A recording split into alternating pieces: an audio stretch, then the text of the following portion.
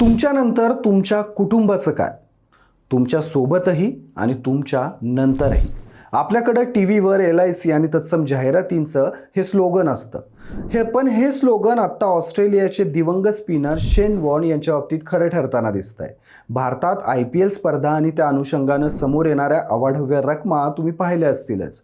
2008 मध्ये जेव्हा IPLचं पहिलं सीझन सुरू झालं तेव्हा शेन वॉर्न राजस्थान रॉयल्सचा कॅप्टन होता. मात्र या संघाकडून खेळताना त्याने या संघापुढं एक विशेष अट घातली होती.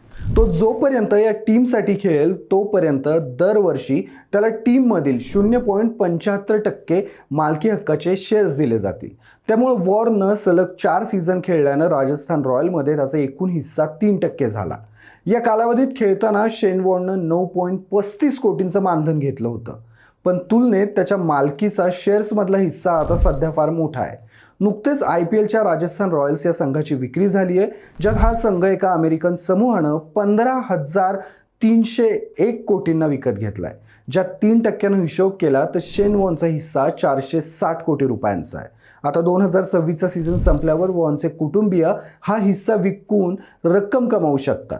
मात्र त्यासाठी त्यांना BCCIनं मंजुरी देणं आवश्यक आहे. पण यातून शेन वॉर्न आपल्या आणि आपल्या कुटुंबियांच्या भविष्याबाबत किती जागरूक होता हेच दिसून येतं. तुम्ही अशाच कुठल्या शेअर्समध्ये गुंतवणूक केली आहे का? मला कमेंटमध्ये नक्की सांगा.